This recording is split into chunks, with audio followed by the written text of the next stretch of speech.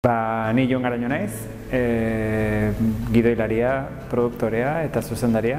Eta egin dudan azkeneko gauza eta behar da oihartzun handiena izan duna Loreak filma izan da. Eta ni Jose Mari Buenaga naiz, baita ere zuzendaria, gidoilaria, ekoizlea, Moriarty produkzioak ekoiztetxearen barne, eta Jonekin batera gure azkeneko lana Loreak filma izan da.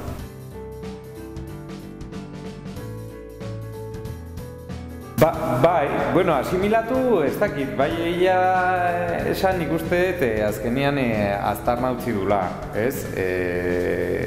Eta nabaritzen dugula, oaintxe bertan, batez ere jendearen aurrean edo beste, ez dakit kontsiderazioa, baina ez dala leheno bezala, ez?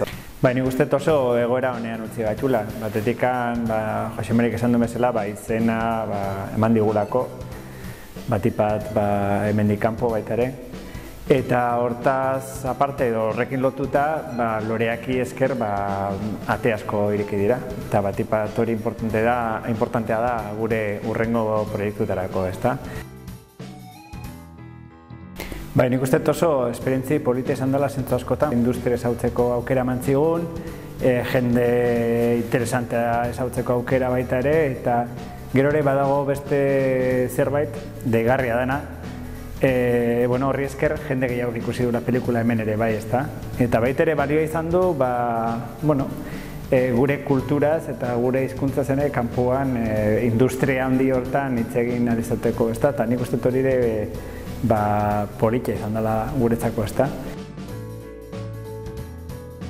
Nik Aupa Etxebesteren kasuan inflexio puntu bat egon zala dudik gabe. Ze urte askoren ostean euskaraz pelikula bat egin zen, pelikula ona eta gaina jendeak erantzun zuen, ezta? Pelikula horren aurrean, eta nik uste film horri esker gainontzeko guztiak egin direla eta jarraitu dugula euskaraz pelikulak egiten, ezta? Ikusi izan posible zela pelikulak euskaraz egitea. Eta bazirudin hori aztuta zegoela eta Aupa Etxebestek bintzat hori jarri zuen mai gainean, ezta? Loreaken kasuan, nik uste, Loreakek balio dula etiketatzeko oraingo momentu bat, ezta? Eta dala momentu berri bat, non Loreak dago, baina Loreaken batera badaude beste pelikula asko. Badago Mama, dago Picadero, dago, pelikula asko dira, ezta? Eta orduan, behar badala, Loreaken garaieko pelikulak, ez bakarrik Loreakek, inflexio puntu berri bat ekarri dutela, ezta? Nik uste oso momentu politan gaudela. Oso zine mota ezberdina egiten nahi geha, pelikula ezberdinak, eta gero nazioarteko zinemaldietan oso ondo funtzionatzen ari dianak, eta, ez da gutxi.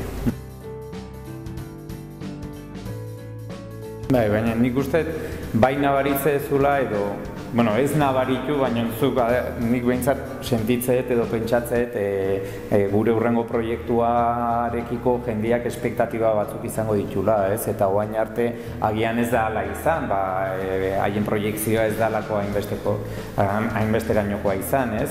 Baina horren aurka guk ezin dugu ezer egin, ez? Orduan gure gehatzen zeguna da jarraitu egiten, aldegun hoberen, eta badakigu baita ere lanbide honetan batzuetan gehiago asmatzen zula, besteetan gutxio, edo batzuetan batzuei gustatuko zaie, beste batzuetan bestei, baina hori gure lanarekin bat dator, ez?